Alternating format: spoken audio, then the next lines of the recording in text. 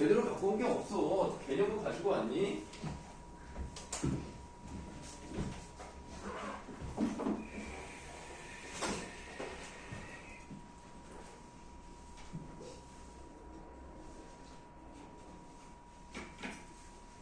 우선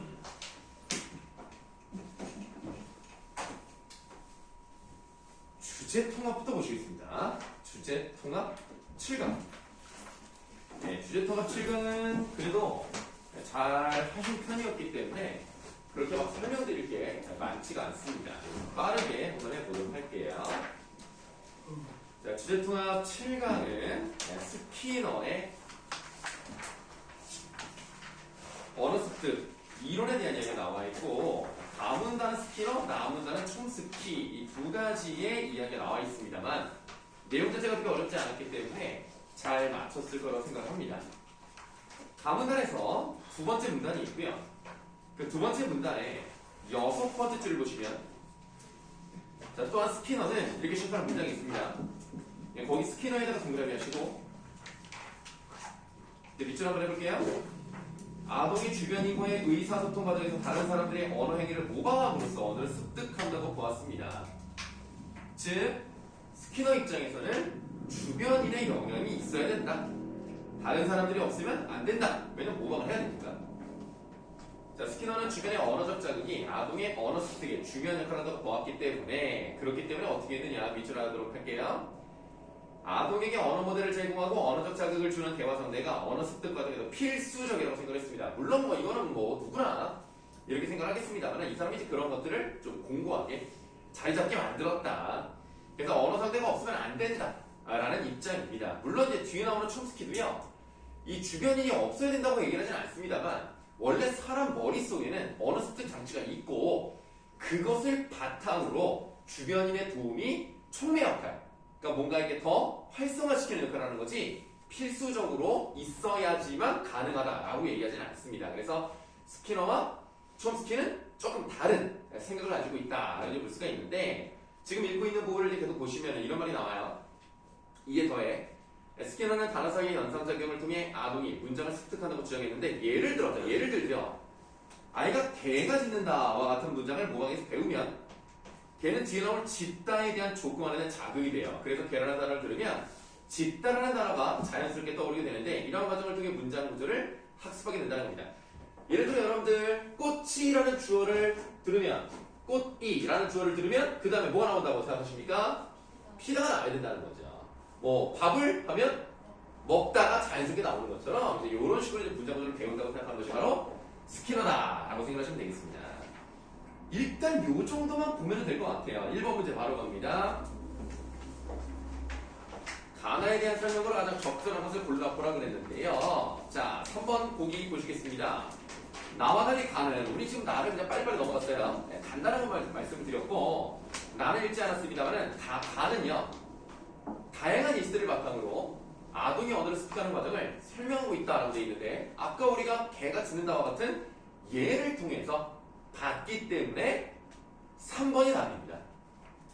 네, 나에는 예는 나와 있지 않습니다. 네, 그냥 이론에 대한 설명은 되어 있죠. 그래서 답이 3번이다. 이렇게 보시면 되겠습니다. 2번의 답은 3번이고요. 3번의 답 2번이고요. 4번도 좀 한번 보도록 할게요. 자, 스키너와 비고치키의 공통점을 하나 적절하고, 스키너는 아까 말씀드렸듯이 주변인의 도움이 굉장히 필수적이다. 모방을 하기 때문에 꼭 필요하다라고 하는데, 비고치키라는 사람이 어떤지 한번 보기 박스를 보도록 할게요. 사회문화적 요인과 언어 발달의 관계 파악을 주된 목표로 삼고, 언어 습득에 대해 연구한 결과 언어는 사회적 현상이고 주변 사람들과의 상호작용 속에서 학습된다는 결론을 내렸다. 결론이 어떤지를 잘 봤더니 우리가 방금 읽었던 스키너와 유사한 점이 눈에 그냥 보여요. 그러니까 주변 사람들과의 상호작용, 요게 공통적이잖아. 그러니까 이런 것도 우리가 딱 캐치해야 된다, 이런 얘기입니다. 자, 그에 따르면 아이는 부모나 교사 혹은 자신보다 앞선 또래와의 사회적 교류를 통해, 그러니까 부모, 교사뿐만 아니라 또래에서도 영향을 받을 수 있다. 그러니까 성인 또는 또래, 적극적인 도움이 필요하다. 이런 거죠. 다만 이 사람이 주장하는 것은 뭐냐면 수동적인 존재가 아니다. 능동적인 상호작용을 하면서 습득하는 적극적인 존재다. 이제 요 말이 이제 스키너보다 조금 더 발전된 그런 형태라고 보시면 되겠죠. 그럼 당연히 이제 아이를 둘러싸고 있는 언어 습득자를 둘러싸고 있는 주위 환경, 주변 환경 누가 있느냐 이런 것들이 언어 습득에 많은 영향을 미치고 있기 때문에 4번의 답은 3번입니다. 사실 이걸 4번을 고른다는 것은 조금 마음이 아프죠. 4번은 아예 이런 내용이 나와 있지 않기 때문에 이걸 골랐다는 것은 이 문제를 풀 때 졸았다든가 뭔가 다른 생각을 하지 않았나. 만약 수능을 보실 때, 그리고 여러분들 올해부터는 경기도도 3월달에 모의고사 보시는 거 아시죠? 교육감 바뀌었잖아요, 작년에. 원래 보는 거 아니, 작년에 니네 3월달에 안 봤잖아. 공식적으로 교육청과 안 봤잖아. 네. 3월하고 9월을 안 봤단 말이에요. 근데 올해부터는 4번을 다 봅니다. 여러분들도 3월 23일 목요일이 여러분들 첫 모의고사가 될 거예요. 그래서 교육감이 바뀌어가지고 여러분들이 어차피 이제 2학년이니까 2학년부터는 이제 4번씩 보는 것도 좋다고 생각하고요. 3학년 때는 당연히 더 많이 봐야 되는 것이고, 그러니까 자기의 전국적 실력을 한번 확인해보자고 생각하시고 3월 모의고사는 잘 보시기 바라겠습니다. 이런 거 틀리시면 안 되고. 5번의 답은 2번, 6번의 답 3번이 되겠습니다. 네, 여기는 어렵지 않았기 때문에 설명이 금방 끝났어요. 이제 과학기술 8강으로 가도록 하겠습니다.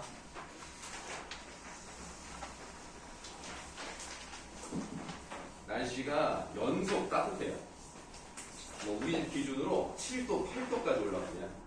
아주 따뜻하니까 여러분들도 이제 하긴 여러분 저번 주 토요일이 무슨 날이었는지 알아요? 절기가 무슨 절기? 저번 주 토요일이 입춘. 그래서 이제 봄의 기운이 여러분들 많이 따뜻해졌어요. 그래서 아주 봄까지라고 말하기는 어렵습니다만 절기상 봄이 됐으니까 그래도 조금은 따뜻해졌다. 롱패딩까지는 입지 않아도 되는 그런 날씨가 되었다. 자, 앞으로 추운 날이 그렇게 많지 않을 거예요. 이러다 또 3월 되면 이제 꽃샘 추위가 오기 때문에 3월이 오히려 춥다고 느껴질 수 있어요. 자, 우리 과학기술 8강 한번 보도록 하겠습니다. 웨어러블 센서. 여러분들 영어 잘하시니까 웨어러블 중에 입을 수 있죠. 착용할 수 있고. 네, 센서니까 여러분들이 이제 예를 들면 요즘은 이제 갤럭시 워치 같은 그런 걸 끼고 다니면 심박수도 재주고, 수면 패턴, 밖에 나갔을 때 내가 얼마나 밖에서 어떤 활동을 했고, 내가 얼마나 빛을 받는 거, 자외선 조사 같은 걸 해가지고 그런 것들을 통해서 여러 가지 활동을 이제 측정하는 그런 것들이 이제 많이 나오는데 바로 이제 그런 내용이라고 보시면 되겠습니다. 여러분들 거기 보시면은 4번째 줄이 이런 말이 나와요. 태양빛에 자주 노출되는데 태양빛은 적외선, 가시광선, 자외선을 포함하고 있으며 라고 있습니다. 요 정도는 다 알잖아요. 그쵸? 여러분들 자외선을 영어로 뭐라 그래요?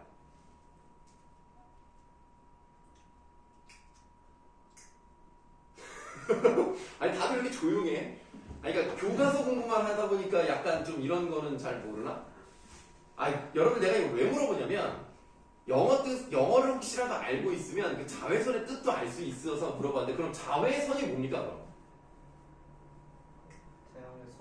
태양에서 오는 광선 중에, 그러니까 광선 중에서 왜 이름이 자외선이냐면 자외선이고 당연히 자외선이겠지만 자가 보라색을 말하는 거예요. 왜니까 바깥 그 파장을 가지고 있는 그 빛이 자외선이야. 그러니까 영어로 뭐야? 울트라 바이올렛. 그러니까 여러분 자외선이라는 건 뭐냐면 여러분들 무지개가 뭔 색깔이야? 빨주노초 파란 보잖아요. 거기 바깥에 거길 뛰어넘는 파장을 가지고 있는 그게 자외선이고, 또 적외선은 뭐야? 빨간색보다 더 안쪽. 그러니까 자외선이 거기 나와 있잖아. 보세요. 이중 파장이 가장 짧고 에너지가 가장 큰 자외선. 자외선이 가장 짧고 그럼 적외선이 길겠네. 그럼 지금 우리가 자외선은 가장 짧다 이런 말이 나와 있으니까 1번에 2번을 고르면 안 되죠.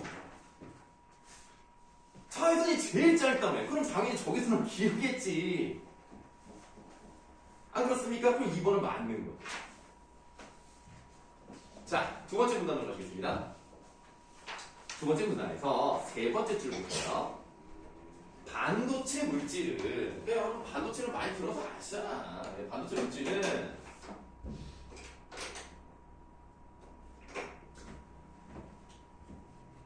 양전하, 그러니까 플러스 전하의 전공의 흐름이 전류인 P형 반도체. 자, 전공. 이제 플러스 전하라고 보면 이게 흐르는 반도체를 P형 반도체라고 하는 거예요. 그 다음에 마이너스잖아. 음전하인 전자의 흐름이 전류인 N형 반도체. 전자가 흘러. 그게 N형이야.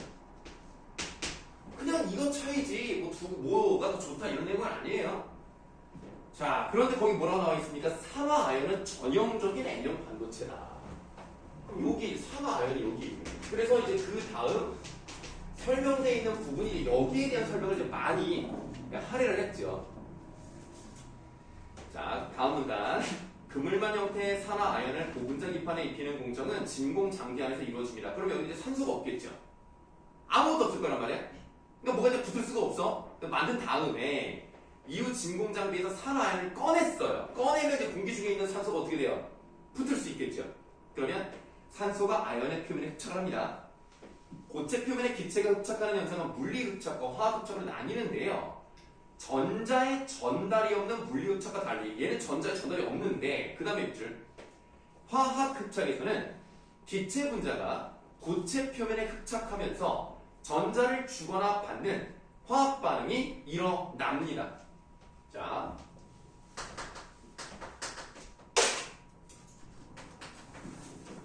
예. 화학 흡착 같은 경우는 전자를 주거나 받는다. 그럼 전자를 준다. 이걸 한자로 뭐라 그래? 주는 걸 뭐라 그래? 준다. 뭐 기부라든가 기여라든가 뭐 이런 거고. 그럼 받는 건 뭐야? 한자로. 아니 한자로요. 너 아까 영어로 기부라 그랬냐? 네. 아니 기부. 나 지금 화났어. 나 지금 파란색 분필 지금 2번 뽑겠어 지금. 아니 야, 아니 이게 진짜 내가 요즘 느끼는 건데 여러분들은 어렸을 때 한자 같은 거 잘 안 했죠? 그러니까 한자 우리 너희들도 조금 앞세대는 한자 열풍이 쓸데없이 많이 불어가지고 그때는 애들이 한자를 막 했단 말이야. 그 듣다고 막. 근데 여러분들 그런 세대 아니죠? 아, 따기를 했어요? 아, 그렇구나. 아, 근데 요즘 학생들이 물론 한자를 꼭 알아야 된다. 뭐 모른다고 뭐 바보다 이런 얘기는 아니지만 알면 좋거든요. 알면. 근데 조금 예전에 비해서는 좀 많이 모르시는 것 같아. 좀 마음이 아프고. 그러니까 여러분들이 어떤 단어가 나왔을 때 한자를 뭐 다 알아야 되는 건 아니죠. 그 단어 뜻이 뭔지는 아셔야 되는데 전자를 준 것은 기부한다 또는 기여한다라고 말할 수 있고 받는 건 뭐예요? 수용한다. 수용한다. 그 얘기를 왜 하냐면 거기 나오잖아요. 반도체 물질의 표면에 전자를 주면서 흡착하는 전자 기여체 분자가 있어요. 자, 전자를 주면은 전자 기여체야. 전자를 준다고. 그럼 받으면 뭐겠어요? 전자. 받으면 수용체 아니겠습니까? 그러면 지금 여기서 뭐라고 돼 있냐면 전자 기여체 분자들과 달리 산소는 전형적인 전자 수용체 분자다. 그러니까 산소에 대한 얘기를 했단 말이에요. 그러면 이 반도체에 이 고체 판에 산소가 붙어. 그럼 얘는 뭐야? 전자 수용체니까 그 속에 있는 전자를 어떻게 하겠어? 뺏어가겠죠? 뺏어간단 말이야. 그럼 이제 그림을 한번 그려볼게. 얇게 그렸어. 자, 반도체가 얇어. 여기에 이제 산소가 붙어. 원래 여기 이렇게 있었던 애들이 이제 붙어. 붙으면 요 안에 있던 전자를 어떻게 한다고요? 뽑아 먹는다고.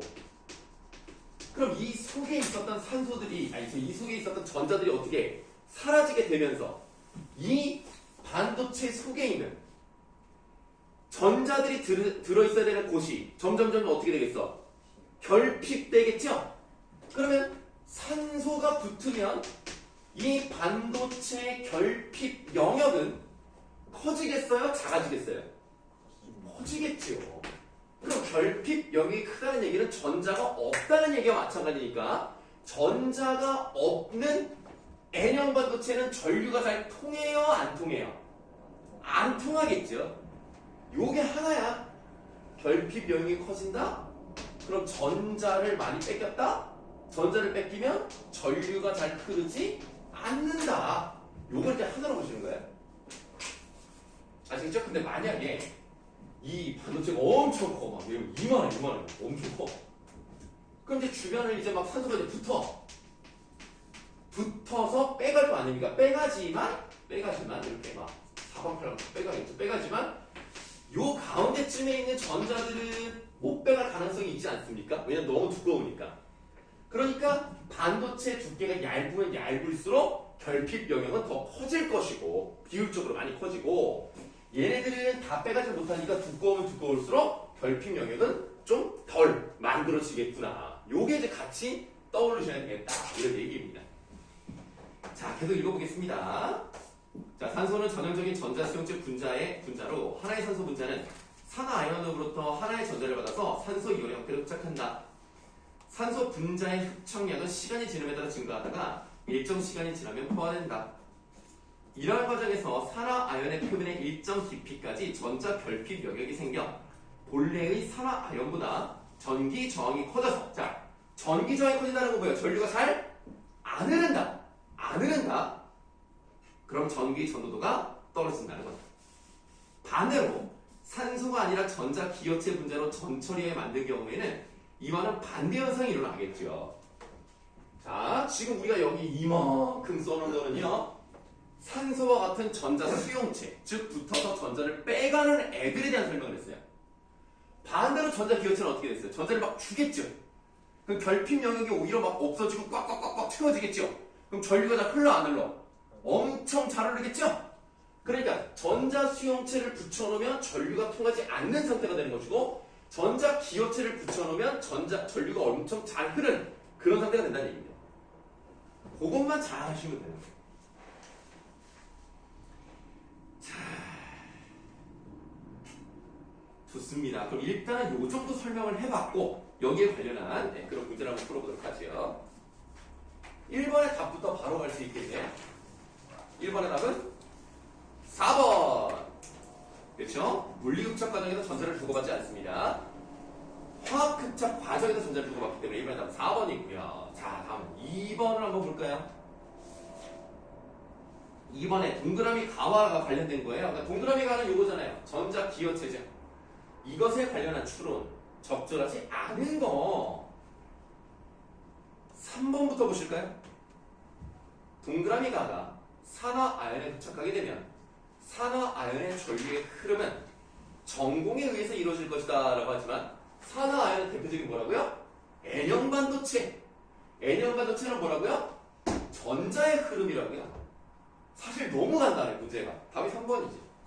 전공에 의한 것이 아니라 전자에 의해서 이루어져야 되는 거죠. 이건 아예 말이 안 되는 거예요. 문제가 쉬웠어 오히려. 생각할 게 오히려 없었어. 막 이렇게 복잡하고 이런 게 없어. 근데 이제 4번을 보는 사람이 있죠. 결핍 영역이 있는 N형 반도체의 표면에 가의 흡착이 진행됨에 따라 그럼 얘는 전자를 주니까 결핍 영역이 점점 없어지겠죠? 그럼 두께가 얇아지겠죠? 그러니까 4번은 맞습니다.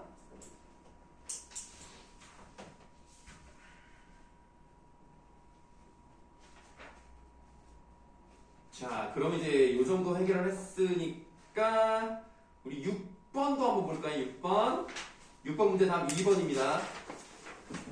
우리가 여기 이제 2번 같은 경우에 사물의 내용을 명확히 알기 위해 자세히 살펴보라 찾아본다. 요거는 뭐예요? 어떤 것을 조사해보다 뭐 이런 거 아닙니까? 야, 조사하다가 영어로 인베스트입니까? 조사하다가 영어로, 그러니까 내가 뭐 이제 뭐 사건을 조사했다 라고 하면 그 조사의 영어가 뭐예요? 아니, 몰라서 얘기를 안 하는 거야? 부끄러워서 얘기를 안 하는 거야? 뭐야? 진짜 몰라서 물어보는 거야. 그럼 리서치는 뭐예요? 리서치? 자료 탐색가. 아, 자료 탐색이랑 요건 조사랑 좀 다른가? 인베스트가 맞아요? 맞는 것 같습니다. 아니 그렇게 자신들이 없지. 영어들 잘하지 않아? 이상한데. 나보다는 잘할 거 아니냐. 나 영어를 배운 지 너무 오래돼가지고 기억이 잘 안 나.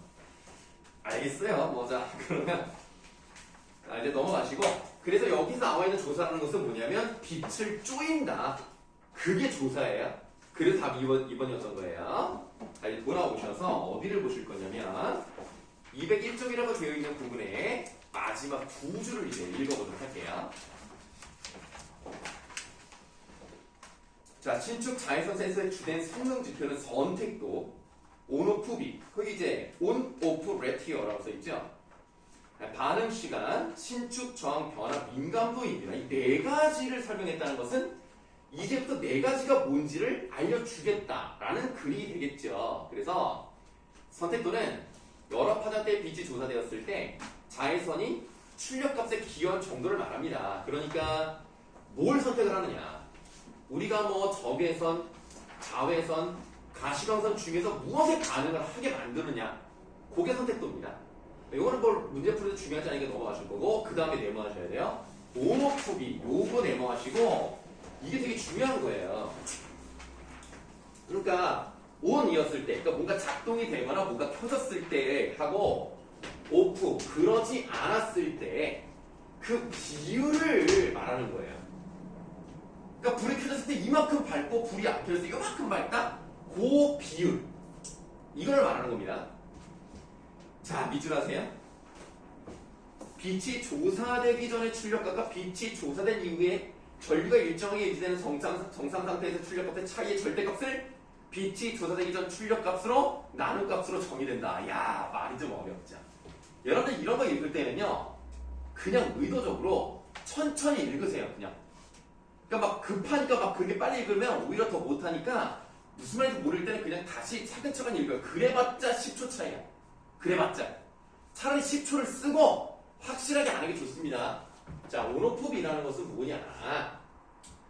빛이 조사되기 전, 즉 빛을 쏘이기 전, 빛을 쏘이기 전의 출력값.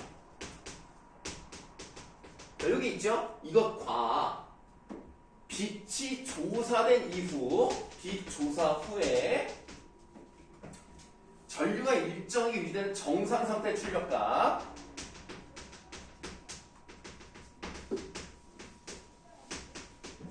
이것의 뭐예요?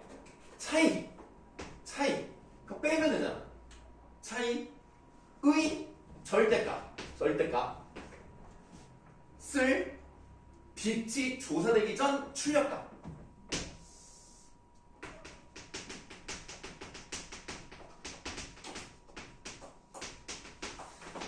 이게 온오프비다.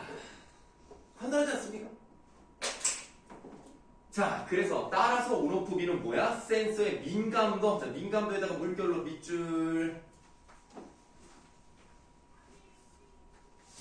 자, 그 다음 민감도를 나타내는 지표이며 온오프비가 더 클수록 센서의 민감도 측면에서 센서가 더 우수한 성능을 가진다는 거예요. 커야 돼요.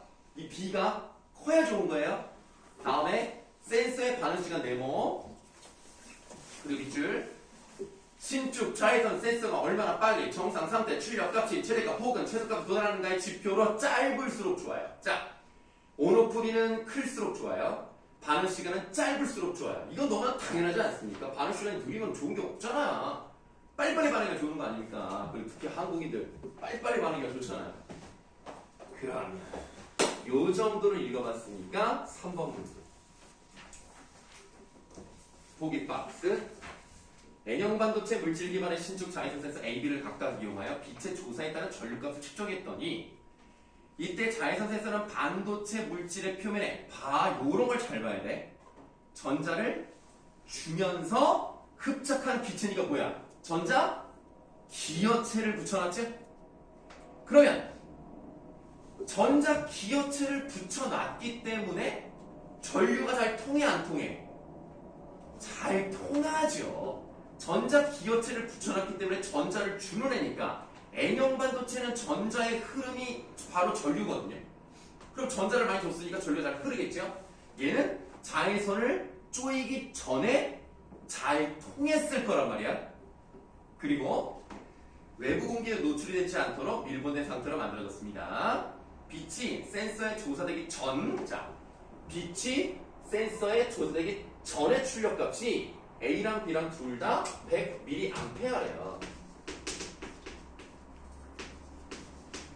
B도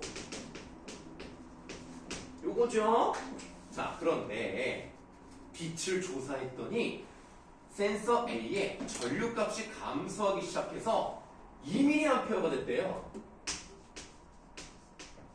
그러면 빛을 조사한 후에 정상 상태의 출력값이 2mA니까 이거의 온오프비를 구하기 위해서는 어떻게 해요?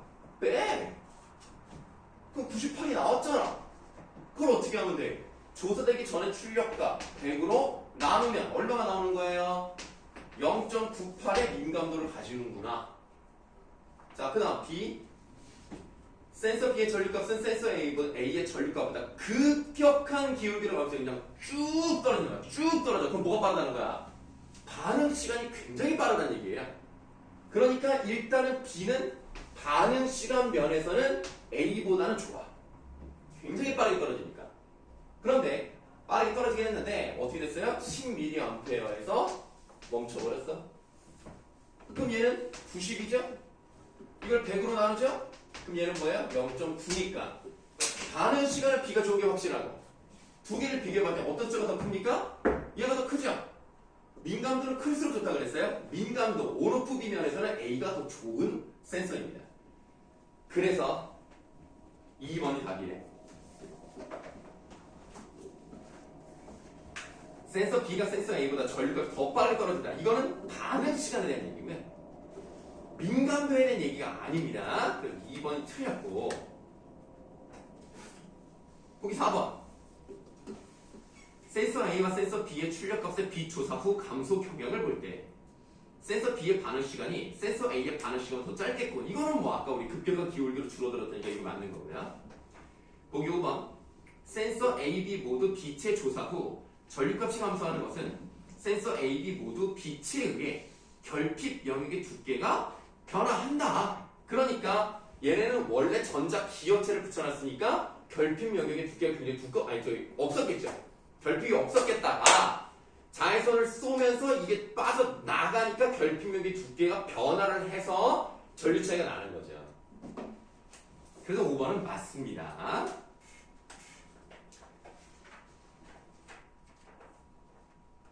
자, 그 다음에 5번 문제로 가실게요.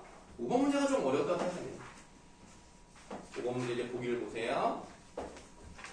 우리나라의 000 연구소는 최근 수십 나노미터의 직경을 가지는 반도체 나노선을 이용한 고성능 자외선 센서를 개발했대요. 그러면 고성능이라고 한다는 것은 온오프비가 굉장히 크든지 반응 시간이 굉장히 빠르든지 뭐 선택도가 굉장히 좋든지 뭐 이런 거 아니겠습니까? 그런데 이 센서는 이보다 두께가 큰 필름 형태의 반도체 물질을 사용하는 자외선 센서의 성능을 뛰어넘었어요. 성능이 좋다는 얘기죠. 중요한 건 이제 두 번째. 수에서 수십 나노미터의 직경을 가진 원통 모양의 반도체를 반도체 나노선이라고 하는데 직경이 큰 물체를 나노선으로 만들면 밑줄여 봅니다. 표면적 대 부피의 비가 획기적으로 증가합니다. 이 말의 의미를 정확하게 아셨어야 된다는 거예요. 부피 대 표면적, 표면적 대 부피의 비가 획기적으로 증가한다는 건 둘 중에 하나입니다. 표면적은 그대로인데 부피가 커지는 거예요. 또는 부피는 그대로인데 표면적이 커지는 겁니다. 둘 중에 어떤 게 더 성능이 좋은 반도체겠습니까? 뭐죠 갑자기? 뭐예요 갑자기? 자, 뜨든 표면적이 넓은 게 좋은 겁니까? 부피가 큰 게 좋은 겁니까? 표면적이 넓은 게 좋은 거죠. 왜? 일단은 부피가 커진다는 것은 크기가 커진다는 얘기야. 일단 그것만 생각해도 부피가 커지면 좋지 않아. 부피는 그대로 해야 돼. 그 다음에 표면적이 많다는 건 뭐예요? 거기에 들러붙을 수 있는 전자의 양, 그게 수배가 될 수 있다는 얘기죠. 그럼 전자를 뽑아먹을 때는 쫙쫙 뽑아먹고 줄 때는 쭉쭉 줄 수 있고, 이게 바로 표면적인 문제란 말이에요. 그래서 부피에 비해 표면적이 늘어난다. 그럼 흡착이 엄청 잘 된다는 것이고 저항 변화가 엄청 커진다는 거고 민감도가 엄청 커진다는 얘기죠. 그래서 1번이 답입니다. 근데 이제 3번을 고른 사람이 있습니다. 진공 장비에서 반도체 나노선을 꺼내도 공기 중에 산소가 반도체 표면에 흡착하지 않는다. 흡착하지 않으면 안 돼. 그럼 안 된다고. 그리고 흡착하지 않는다고 쳐. 그렇다고 해서 센서의 내구성에 대한 얘기는 아예 언급되어 있지 않아요. 3번은 아예 잘못됐고요.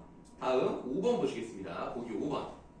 반도체 물질의 표면적의 부피비가 커지며 반도체 표면에 흡착되는 산소 분자의 양이 더 오랜 시간 동안 증가한다. 오랜 시간 동안 쭉 하면 반응 시간이 쭉 늘어나지 않습니까? 그럼 반응 시간이 길어진다는 건 뭐예요? 좋은 게 아니죠. 그래서 5번은 답이 아닌 거예요. 이 문제를 틀렸다? 5번을 제일 많이 보는 거예요. 5번이 제일 그럴듯해요. 이제 4번 문제를 해결하기 위해서 202쪽에 있는 동그라미 나 부분을 읽도록 하겠습니다. 오늘 혹시 민준이 안 온다는 얘기 있었냐? 아무도 민준이에게 관심이 없어요? 술 마시러 갔다고요? 아니 뭐 내가 연락을 해놨으니까 뭐 안 받아요. 오늘 본 사람 없어요? 아까 수업엔 들어왔는데 아 그래? 아까 5시까지는 아 그래? 알겠어. 일단 요거 설명 드리고 수했어. 한번 물어봐야겠네. 자, 동그라미 하나를 읽어보도록 하겠습니다.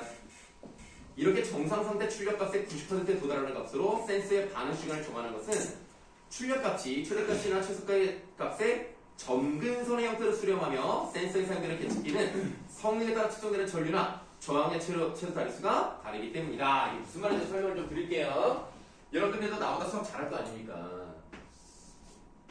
점근선이 뭡니까? 이런 거 아닙니까?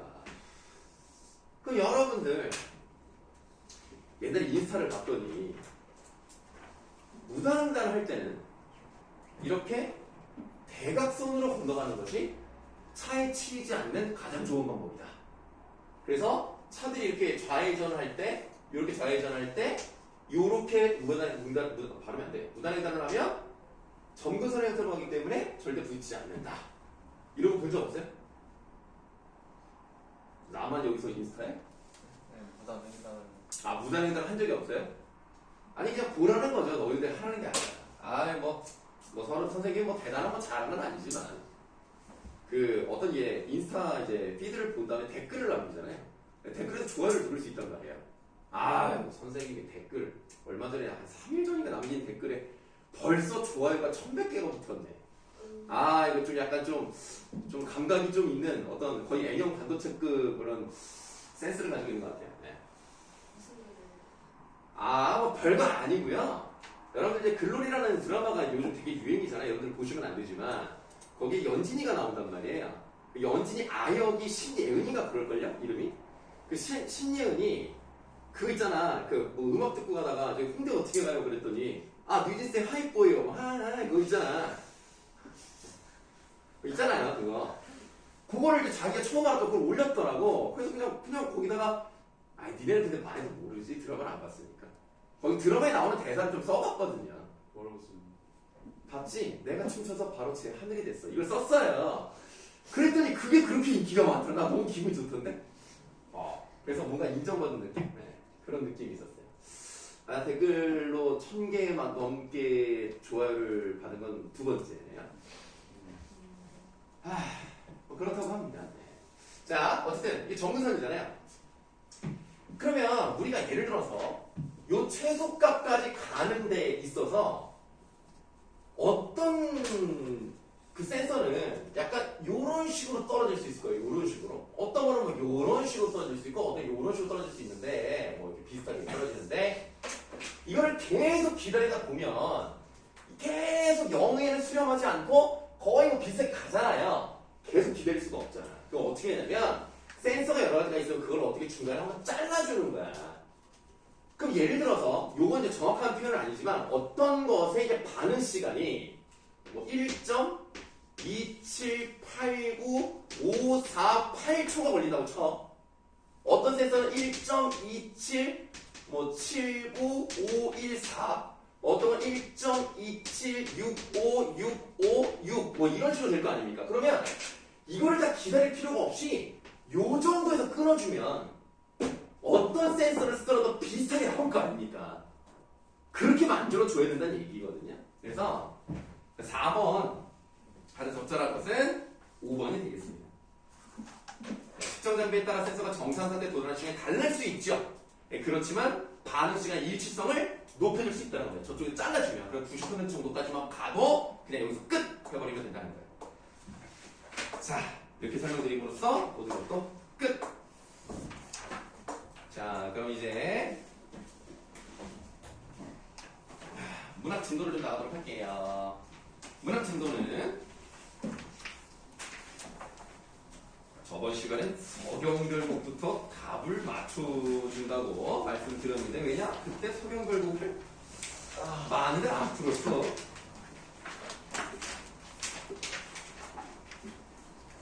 근데 오늘 교재를 안 갖고 온 사람도 있고. 자, 어디 한번 검사 한번 해볼까요? 저기 태서가 저번에 숙제했었나? 그럼 뭐 태서 뭐 안 해도 되지?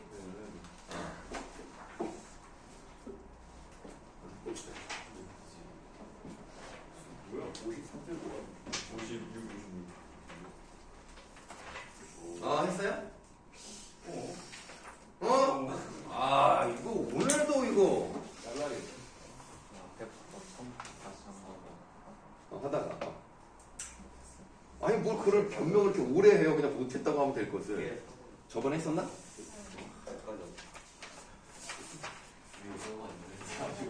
계속. 네. 저번에 다 했고. 너도 해요. 쉬도 해야 되니까.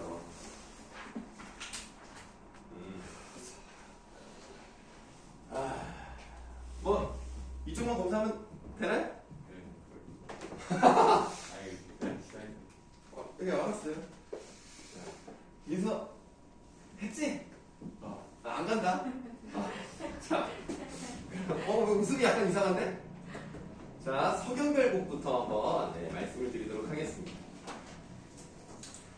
자, 1번을 보시면 1원에서 입에 대한 적극적 사랑을 강하게 드러내는 시어는요, 다 아시겠지만 이제 질삼배에 해당이 되겠습니다.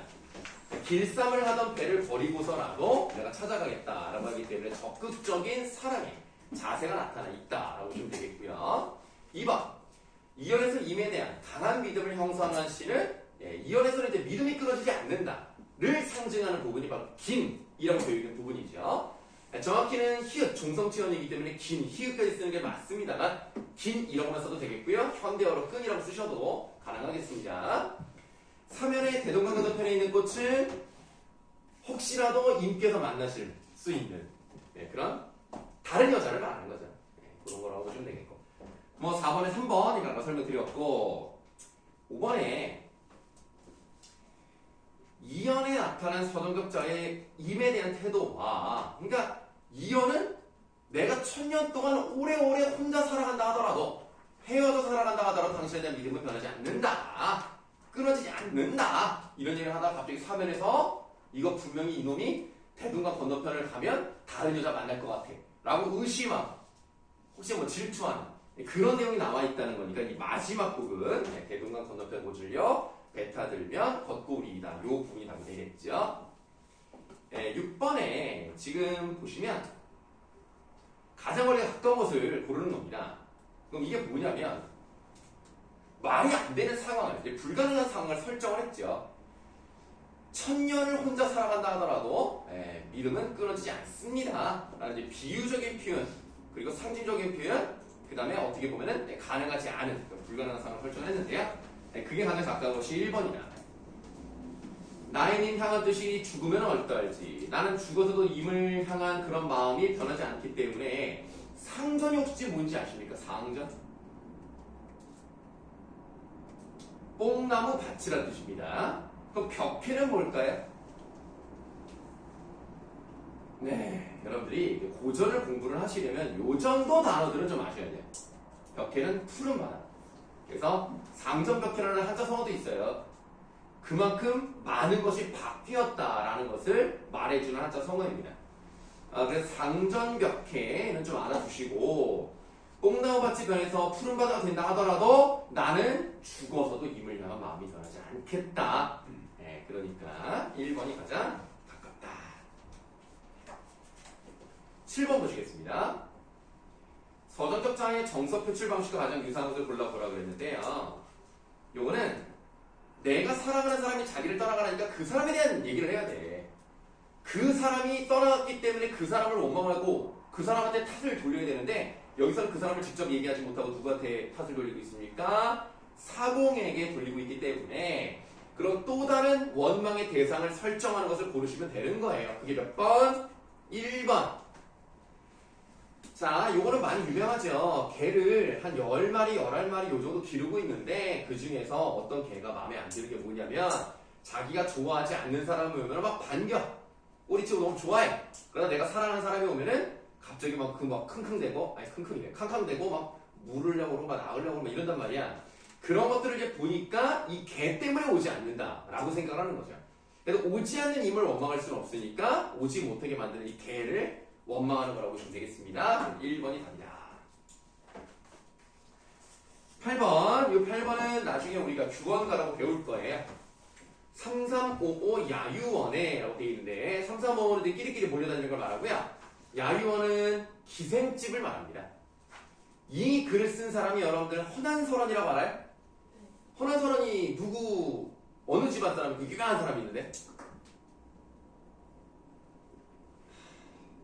홍길동전 누가 썼다고 알려져 있죠?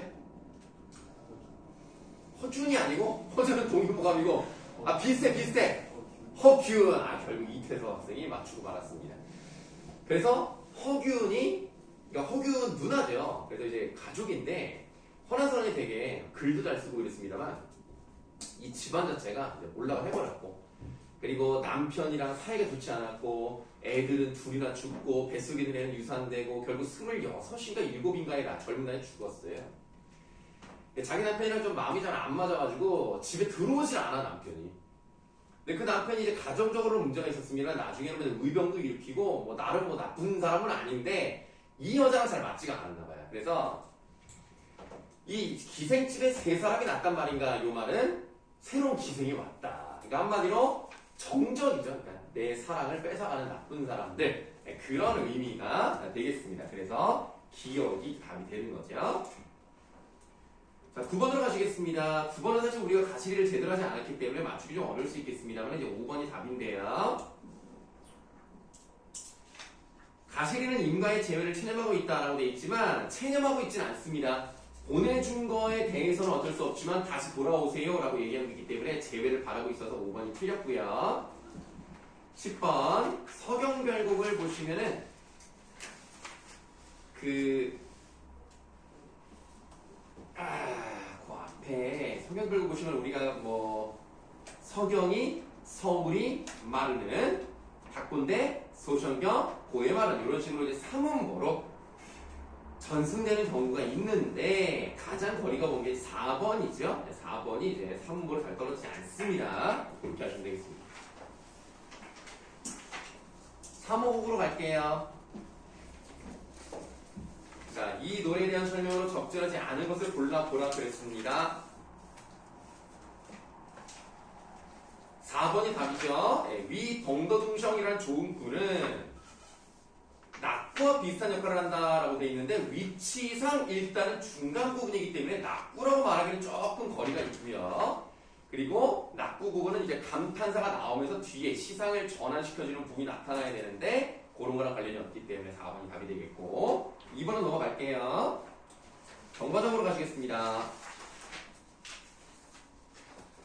정과정 확인 문제 1번 알맞지 않은 것을 골라보라고 그랬는데 이 문제가 좀 좋지가 않습니다. 왜냐면 정과정을 보시면은 님께서 이미 내 약속을 잊으신 겁니까? 라고 따지는 부분이 있기 때문에 원망이 없다라고 말하기에는 좀 문제가 있어요. 그래서 이 문제의 답은 좀 애매하다. 없다. 나머지는 다 맞는데 5번도 맞다고 볼 수 있기 때문에 없다고 보시는 게 맞겠습니다. 이거는 이제 넘어가도록 하고 2번의 답 5번 좋은 문제 아니게 넘어가시고 3번 접동세 하면 우리가 한이라고 보시면 되겠죠? 그래서 감정이입이 돼 있고 고독의 등가물인데 이제 등가물이 뭔지 아십니까? 우리 등자가 무슨 등이에요? 같다, 그렇죠? 같을 등자예요. 등호할 때 등입니다. 가는 그 값을 말하는 거죠. 그러니까 같은 값을 가지고 있는 물건이라는 것은 같은 의미를 가지고 있다. 그러니까 고독과 같은 것이다 라는 의미이기 때문에 2번도 맞고요. 답은 4번. 4번에 1번, 5번에 4번. 그러니까 나는 어떤 잘못이 없기 때문에 다시 불러주세요. 이런 내용이니까 4번이고요. 6번 작품에 드러난 시적자의 심정 나는 죄가 없다 라는 얘기니까 3번. 7번에 기억에 드러난 것과 가장 유사한 정서인데 기억이 내님을 그리워서 울더니 산접동세가 나랑 비슷합니다. 그리움의 감정이 가장 잘 나타나야 돼요. 7번에 답 5번입니다. 강천에 혼자서도 지는 해를 굽어보니 님 다희라고 되어 있는데 다희는 고전에서 어느 쪽을 말합니다. 그래서 임 계신 곳 요 정도 해석하고요. 요것도 나중에 우리가 배울 겁니다. 임 쪽의 소식이 더욱 아득하구나 라고 되어 있기 때문에 그리움의 정서가 나타나 있는 것이 5번이 되겠습니다. 8번은 중요하지 않고요. 무조건 지가 다 깨끗하고 죄가 없다고 하니까 에반데 라고 하는 게 4번이에요. 자, 이제 만전춘별사 답 맞추고 쉬는 시간 드리도록 하겠습니다. 자, 1번 서정적자의 외로움을 더욱 심화시켜주고 있다. 우리가 어떤 감정을 부각시켜주기 위해 쓰는 방법이 두 가지예요. 어떤 대상에 내 감정을 이입시키는 방법과 어떤 대상과 나의 처지를 대조시키는 방법이 있습니다. 여기서는 대조시키는 방법을 썼죠? 도화는 소춘풍하다라는 말이 나왔어요. 그래서 도화가 나의 외로움을 더 부각시켜준다. 나는 외로운데 쟤는 즐거우니까 1번의 답은 도화가 되겠고 2번 정든 오늘 밤 더디 새고 싶습니다 라고 하는 것은 임과 오래오래 있고 싶어 하는 거죠. 그게 바로 여러분의 유명한 시조 2번이 되겠습니다. 넘어가시고 3번 시조의 형식과 대응된다고 했으면 6개의 연주 중에서 제일 그런 게 잘 나타나는 게 어디예요? 2연. 2연은 4번 끊어서 있는 것이 3번이 나옵니다. 3장 구성을 가지고 있다라고 말할 수가 있고요. 4번 끊어있기 때문에 4음보. 그러니까 4음보가 3세트가 나온다. 그렇기 때문에 3번의 답은 그렇게 보시면 되겠습니다. 끊어서 읽을 수 있는 4번 끊어서 읽을 수 있는 4음보가 3장의 형식으로 나타나기 때문이다.